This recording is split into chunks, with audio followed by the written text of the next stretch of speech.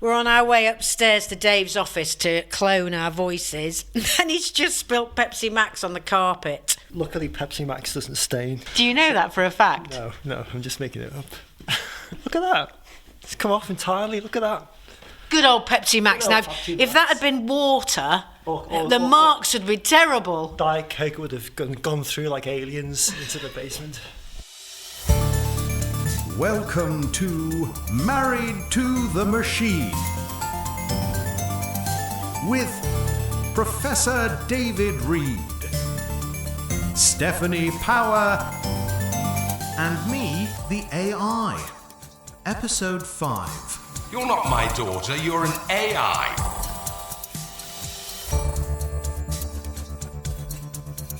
In today's episode, we're going to do AI news, but we are focusing mainly on deepfakes. So this week's episode is a kind of idiot's guide to deepfakes. So it sounds a bit different in here. It's a bit echoey, but this is the experiment room. My lab. So we thought we'd have a little go, first of all, at voice cloning. Please don't let the cat out of the bag, Professor. And then we'll explain everything. There's a number of different types of voice cloning software available. Some of them paid, some of them are free. I'm just looking at some of the free versions. Some of the free versions are actually very, very good. If you give away our secret, I'll have to call in the AI union. Now, for these voice clones, to get at like a commercial level, you need about 30 minutes of speech. But to get a rough sample, 15 to 20 seconds is fine. Go on then, tell me what to do. Okay, so what we're going to do now is I'm going to record your voice. Okay. And then we're going to clone it. My beautiful voice. Your beautiful voice.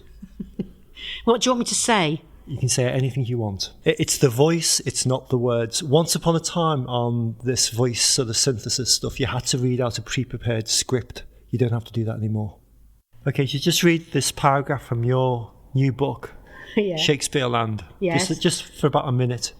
Okay. And try to put sort of like emotion into it, like I don't. Okay. And we don't need AI guy making little quips here. Who do you think I am? Chapter 1. Ooh, that's original. No Man's Land. Jack is cycling as fast as he can whilst trying to stop his right foot slipping off the pedal. It always does this when it's raining. He can't push on the right pedal with the force he'd like because that's what's making his foot slip. He just needs to get to Elsinore Fields and fast. He's got a feeling he's being chased. I was enjoying that. Gives me something to scrape later. Okay, so I've just put your name in. It's starting to clone now. Now I will just put in something here. So I'm going to say the title of our episode. You're not my daughter. You're an AI. That's me being Dominic West. Well, I've heard worse impressions. Not many, mind. Select voice. Mine. Generate speech. You're not my daughter. You're an A. You typed it in properly. You've got space between AI. But it... Should we play that again? That's a bit freaky. Here we go again. You're not my daughter. You're an A. David, how many times do I need to ask you to tidy up after yourself? That's absolutely brilliant. Well, there goes the magic. In real life, there'd be quite a bit more Swearing. There'd be more swearing in that, yeah. There's this story that I noticed, or that I heard about on a different podcast actually it's a really good podcast called Kill Switch, presented by a guy called Dexter Thomas.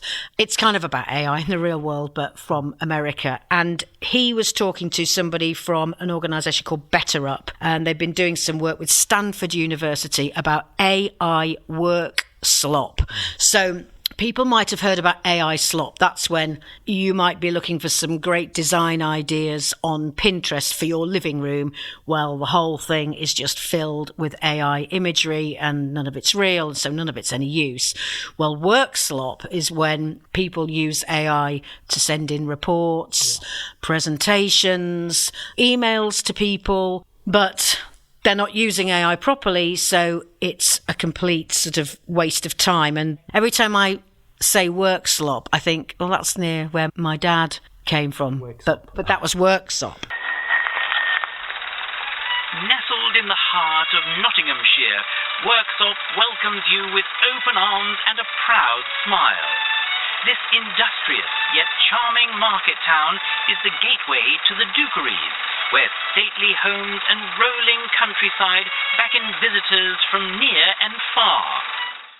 This Better Up Stanford University piece of research was based on an online survey of 1,000 US desk workers, and it was conducted in September 2025. So they've obviously done some extrapolation, but it's still interesting. I'm here at the city farm to talk about slop. 40% of US desk workers received slop last month. It takes 2 hours to resolve each incident. $186 is the monthly cost per each employee for each slop incident. For a 10,000 person company, the yearly cost is a whopping, are you ready? $9 million. That's a lot of slop. What? Workslop? Oh, so not this slop? So why is it in my hands? So somebody says to me, do a 2-page report on X, and I think, well, I'm not reading the big report, sod that, I'll just get an AI to do it for me, not one I trust, and I wouldn't do this anyway. And then I hand it in, and guess what? There are 4 or 5 facts wrong in it or whatever. And so that's Workslop. Yeah, it's pretty common, that type of stuff, particularly people who don't really know about how the AI works or which one to use in the appropriate circumstance. Most people will go to ChatGPT and just use ChatGPT and assume that that's going to be the best fit for their particular job, and it isn't always true. I have tonight's lottery numbers direct from ChatGPT. Here goes: 8, 33.3, 9 3/4, and lastly, pi. And tonight's bonus ball, Michael. They won't understand how to ask the questions correctly to the AI itself. In other words, prompt engineer properly. This is something that you've been talking about for a while, and I know you do little courses on what's known as prompt engineering. I wonder if people really understand what that means. Can you give us an idiot's guide to prompt engineering? Very simply, it's knowing how to ask the right questions to the AI system itself to get the best responses out of it. You can ask similar types of questions, but depending on the type of question you ask, you'll get different responses. When I use AI and ask it a question, what it's giving me back is an answer that I then look at.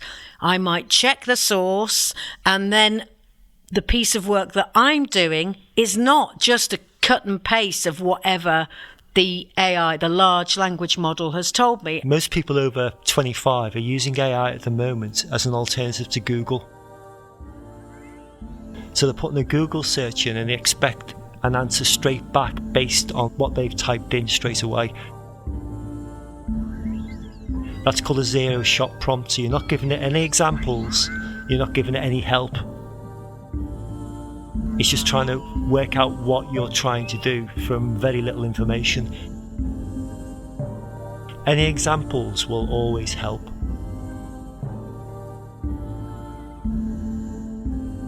The Department for Education has just released its review of the school's national curriculum. So this morning I wanted to look at that report and get an idea of what they're saying about AI in schools, and we'll be talking about that next week. The report's 200 pages long, so I wanted an AI that I trust to give me some bullet points. We can look at it now because I've got it on my computer. You can tell me if you think this question could have been better phrased. I said, can you look at the UK government report by Becky Francis, sorry, it should be Professor Becky Francis, into the review of the national curriculum and give me bullet points on everything that is said about AI in schools. How does the question look? The question's okay. You could have given it examples about how you wanted it to format back the information. Well, I said bullet points. Yeah, but in how many? Okay, I didn't say, but okay, good point. You haven't said how long you want the answer to be. When it's coming back, you haven't basically said what tone you want it, whether you want it in an official way. What information are you asking for from the AI itself directly? And what I realised after I asked it, because it then gave me 11, 12, 14 sources. Yeah. And what Perplexity does for listeners, it tells you exactly where it got its information from. So it's used the BBC website, it's used Schools Week, the government website, BBC again, the TES magazine, Further Education Week. The Dandy, Hello Magazine, TV Quick? No? For me, they look like decent sources. But if you wanted it from the one source, you should have used something like Notebook LM, which you can basically tick out which sources you want to take from a particular article. So you can just use the one source for the Notebook LM. That's the Google's one. It's free to use. I know. And I thought afterwards, because it then did give me bullet points, and there was one point in here, and we will talk about this properly next week, but I went through the report itself, just looking for the AI stuff, and it says here, the government has pledged to explore the introduction of a new qualification in data science and AI for 16 to 18-year-olds.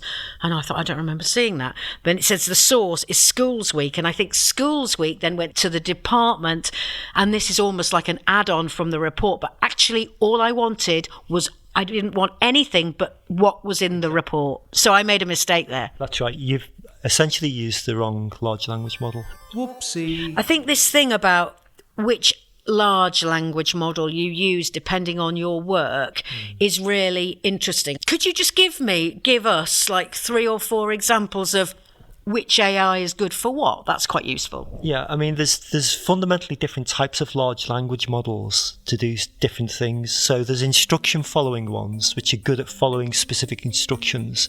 So they're good for agentic systems. So if you wanted to do a specific job and you needed to follow the rules exactly, you use an instruction-based large language model.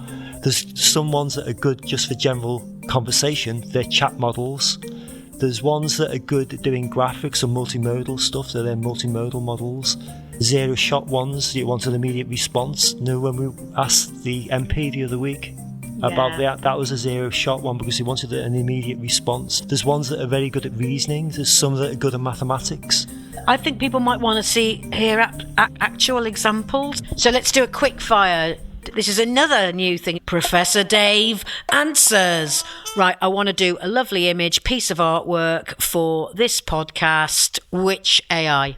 Okay, so you could use DALL-E 3, Midjourney, Gemini, GPT-4.0. There's Flux as well from Google, and VO3 for things like animation. So there's a number of them. Okay, what about... I'm doing some research. I'm trying to find out a really difficult to find fact about a former Prime Minister. If you want a reasoning one, you'd use something like Qwen 3. You'd use GPT-4, Gemini.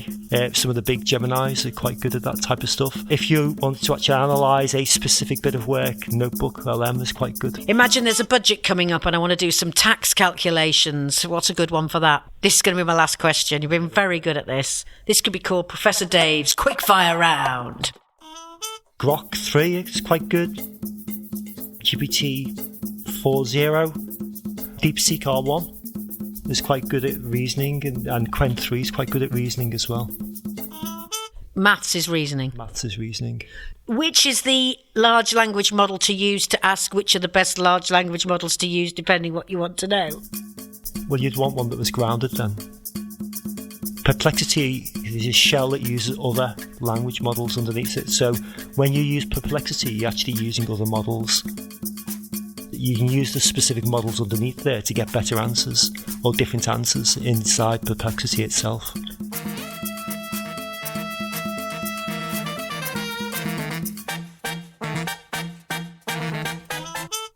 One thing there to make clear then is that I use Perplexity, but Perplexity uses different models, so I can pick and choose the models depending on my question. Exactly, yeah. So now let's move on. Oi! Hey, you missed a spot! Zozo! Hi, Dad. Could you send me some money? Now you need your old dad. Yeah, I missed our flight out of Zantes. We have to rebook. Wait a second. This is a scam, isn't it? I've heard about these. You're not my daughter. You're an AI. AI? Think you can scam old Hugo, do you? Well, get lost. Oh, I love Dominic West in this Nationwide advert. Every time I see these adverts, I just start laughing. And I bank with Nationwide, and so do you, Dave, even though you don't realise it. I don't realise anything, don't you? No. Maybe if Pepsi Max say no. Yeah, Nationwide. It sounds good. And we could clone Dominic West's voice for the next podcast. And get sued.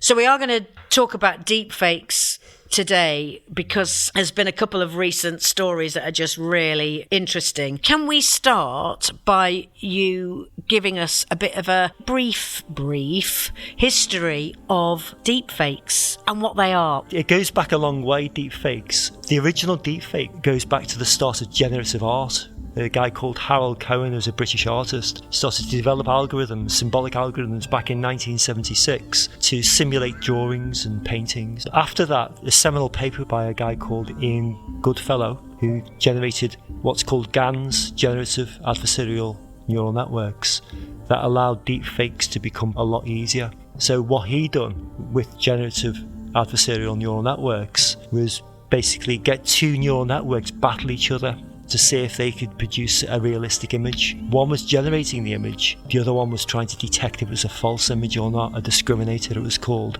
Why was he doing that? He was trying to solve a particular image generation problem. He was in a pub actually when he came up with the idea. Well, he was American, so he was in a bar.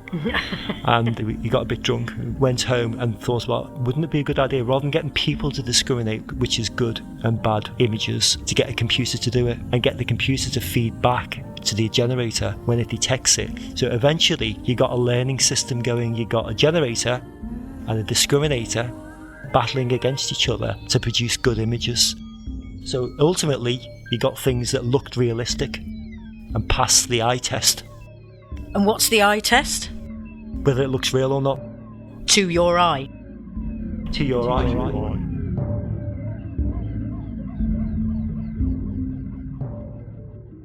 Is he an academic? He was a researcher at Stanford University and he came up with this idea back in 2014.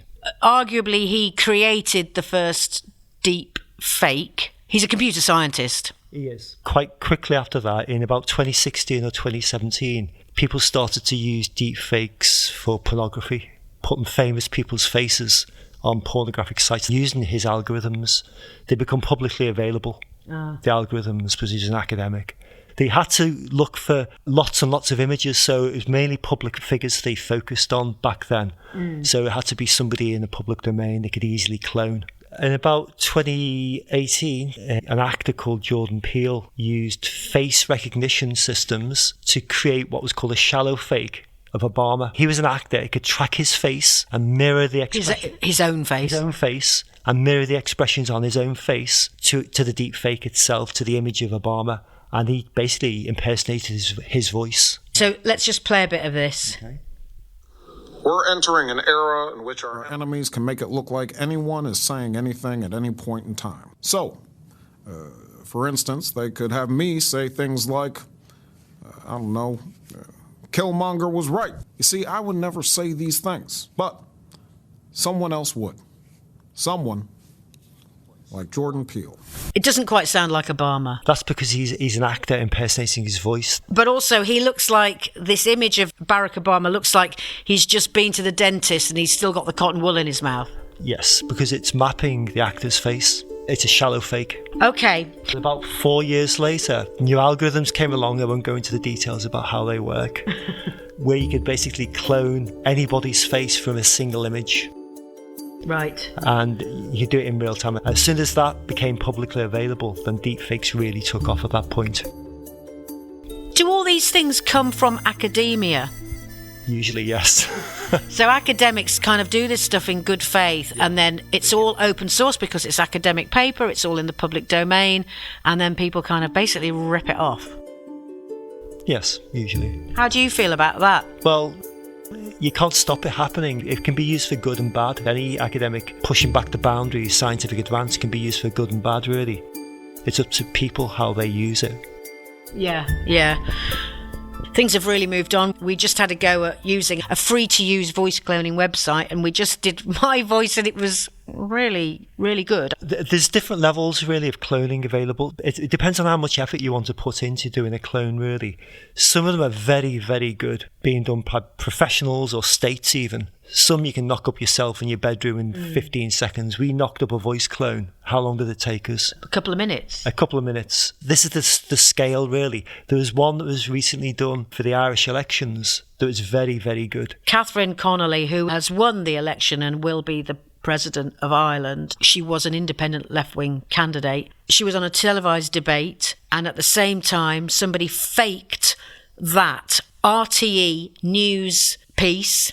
They had a fake presenter, they had a fake reporter on the ground, and most importantly, they faked Catherine Connolly, and she said, I'm pulling out the race. And it wasn't true. And when I watched it, compared to the Barack Obama one, let's quickly watch it. In the last few minutes, at a Catherine Connolly campaign event, Catherine Connolly has confirmed her withdrawal from the presidential race. It is with great regret that I announce the withdrawal of my candidacy and the ending of my campaign. No, Catherine! Now that Catherine Connolly has withdrawn from the race, what does this now mean for the upcoming election on Friday?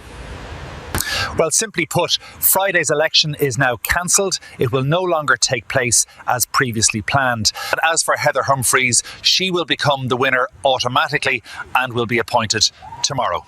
Well, can I just say something? Sorry, as a journalist, can I just say something? This bit at the end, we'll put this on the show notes and people can watch it. But this bit at the end, the way the reporter looks at the end when it's about to say, over to you in the studio, it all looks so real. And I was really confused when I watched this because I just thought the Catherine Connolly clip was the fake bit. I thought the presenter at the beginning was real, and I thought the reporter out wherever he is was real until he said, this is what's happening, there's going to be no election. Because I don't recognise the RTE employees because we're in the UK and we don't watch RTE. Compare that to, we'll put this in the show notes, compare that to the Barack Obama one. Yeah. It's things have moved terrifyingly different. Yeah, things have moved on quite rapidly.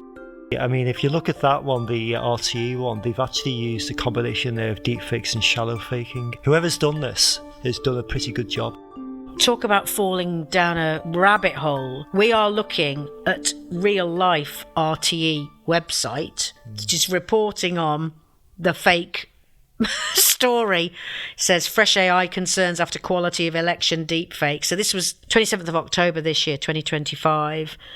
I don't think you've seen this before. You've just said that's a mix of shallow and deep fake. What are you seeing that I can't see? I'm looking at the background, really, of what's going on. Part of this is some of the research I'm interested in being able to detect deep fakes. And what you're looking for is inconsistencies between each of the modalities of the system itself. You have to say all that in, English. Okay. So let's play it. Let's go back to it. It's only 30 seconds long. When he's talking there. In the last few minutes, at a Catherine Connolly campaign event, Catherine Connolly has confirmed it's a studio. It's a studio. It's when you... The thing to look at. Right. I'll press pause. Hang on. Right, now listen. The voice where he says, no, Catherine. Now, that if you listen to the voice there, the echo isn't the same as hers. Okay, let's listen. Ending of my campaign. No, Catherine!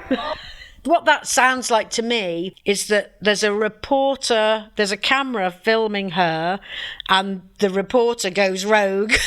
The voice is right next to the camera. Her voice there is a lot softer when somebody says, no, Catherine. Now, she's closer to the microphone. Why would this person's voice be louder? I was imagining there was somebody right next to the camera person and it was caught on the camera mic. The next clip where he's outside, the reporter's outside, and that's a combination of shallow and deep fakes. So let's have a look. Listen to this traffic noise. Okay. Now that Catherine Connolly has withdrawn from the race, what does this now mean for the upcoming election on Friday? Well, simply put, Friday's election is now cancelled. It will no longer take place as previously planned. And as for Heather Humphreys, she will become the winner automatically and will be appointed tomorrow. There were glitches, but you could put that down to internet connection. Yeah. There was a car going by, but it was quite a long way away. The car was going by, but there's traffic noise later on in the thing where there wasn't any traffic. Can you say in one sentence which is the shallow bit and which is the deep bit? Well, I think the shallow bit's the actual environment. The deep bit's the guy himself. Okay. So they wouldn't have generated that background environment. No, they probably went and filmed it. Yeah. Exactly. So that's the shallow fake. And they just dropped him, the deepfake guy, on the right. Okay, now let's get into a bit of detail, because you've just applied for a big grant. You're working in conjunction, weirdly enough, with the University of Galway, which is where Catherine Connolly did her degree. Who'd have thunk it? You're waiting to see if you win this. It's a big project. So are we allowed to say it's like about €500,000? Yeah. €500,000 euro? Just over €500,000 it is for both universities. And what's the plan? What is it you'd be doing? And who's it for? It's trying to detect deepfakes, and we're looking at different modalities. So we're looking at things like the language people use, the sound qualities, the environmental sounds, and the actual images themselves, and see if they all marry up. How are you going to do it in a technical way, but without being too technical? Right. We're developing neural networks to detect these things automatically. So we're getting neural networks to detect other neural networks. It's not like what you've just done there. It's not a person, it's machinery. Is it a kind of advanced version of what that guy Ian Goodfellow did a few years ago? Precisely, exactly that. So basically we're building a better discriminator. We're looking for a discriminator network that will beat the generator. The generator's the new deepfakes. We're looking for a better discriminator. God, it sort of sounds like Star Wars, not that I've ever seen it. You said it. The force isn't strong with this one. Obviously, it's a piece of academic work, a very big piece of academic work. Let's hope it comes off. Mm-hmm. And who are the, as you say in academia, use cases? Who is this for? What are the organisations you're working with? We've been talking to the NCAA, the National Crime Agency, for a number of years, and they're particularly worried about deepfakes being weaponised for things like kidnapping and for extorting money out of people. Precisely the thing that the Nationwide advert were advising against, really, but more sophisticated. So you can actually see visual images. There's a recent example of this in Hong Kong where somebody was on a Zoom call. He thought he was talking to all of his colleagues on the Zoom call. It was a bit glitchy. The boss asked him to transfer millions of dollars across to an account. He then thought, I better check this, and rang his boss up later, and there wasn't a Zoom call at all. Everybody on that Zoom call was a deepfake.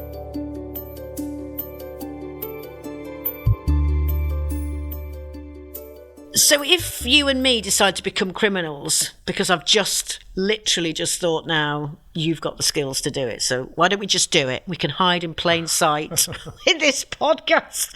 Makes me think of Ocean's 11, like a modern version. This is a modern day version of Ocean's 11. How long does it take you to have the idea and to create 14 real people who are faked, who are on a Zoom call, and you're just handing over all the company's money? It depends on how complex you actually want to make it, how realistic it is, because in that particular circumstance, that was probably, again, a combination of deep faking and shallow faking. The deep fake boss would have to answer in real time questions that the employee was asking him. So there was probably an actor doing a voice clone of him rather than getting the AI functioning independently. Like Jordan Peele done, really. Exactly like Jordan Peele done it, but he used the technology in a more sophisticated way. So it's a mask rather than something operating independently. You've got an actor, a real person at the other end of it, being the puppeteer. And that could be your next Oceans, whatever number they're at now, where, it's not quite as exciting as trying to get through laser beams in a gallery, but you could just have 12 characters, real criminals behind the characters, creating a fake Zoom call with the mask of all the people who are working in your organisation. That's right, and that's Mission Impossible when he does that. Oh, God, I just thought I had a really good film idea, because I haven't seen Mission Impossible, because I don't like Tom Cruise. Okay. Met him once. Nice chap. We have a shared interest of the two Ronnies and the bargains you find at Asda on a Friday. Ironically enough, Tom Cruise is one of the most deepfake persons around. Oh, thinking about it, it might not have been him. The deepfake stuff is obviously a real big problem for big organisations, and it requires your expertise, neural network development, to come up with something to counter it.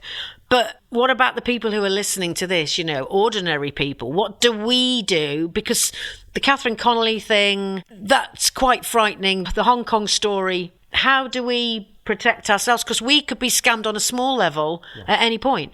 These fakes that we've been looking at are quite sophisticated, but there's a lot simpler ones, as we just found out, to be able to do things like voice cloning. Yeah. It took a minute of speech from you to be able to clone your voice. So if you're doing a simple voice cloning exercise, that can be done in minutes. It doesn't take a lot of effort, really. So my advice, if you don't want to be deepfaked, is don't go on the internet.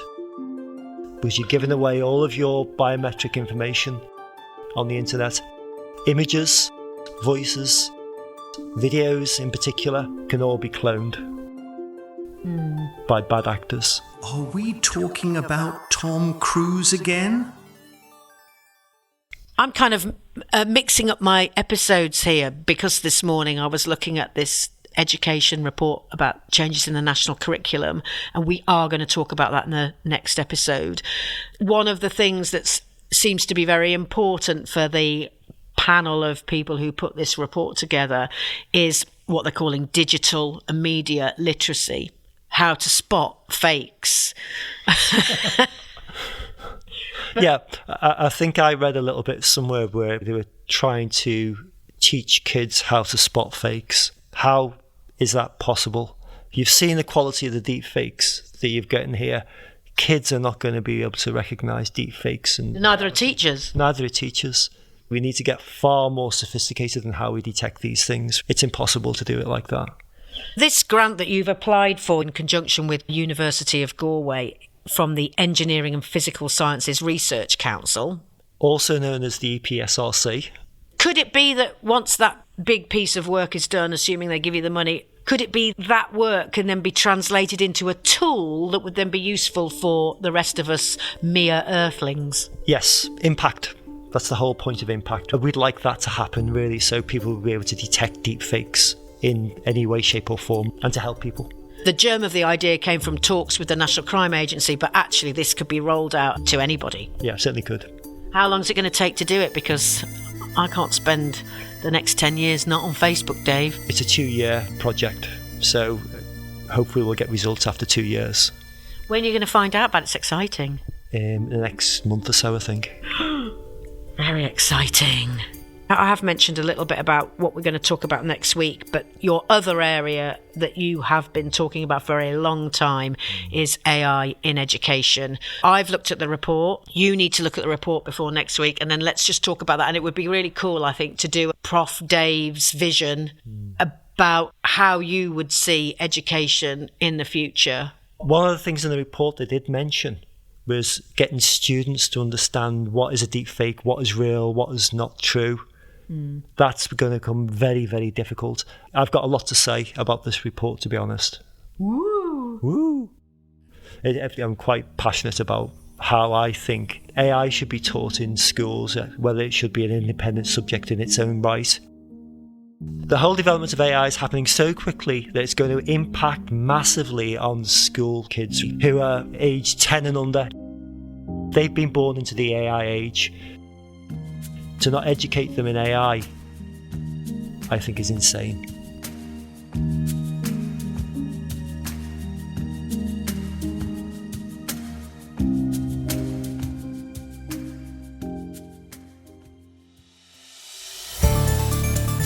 You've been listening to Married to the Machine with Professor David Reid, Stephanie Power, and me, the AI.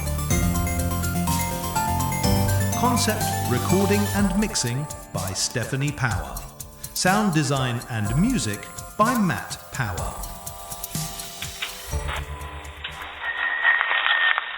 Whether you come for history, the great outdoors, or simple relaxation, Workslop promises a visit to remember and a welcome you won't forget.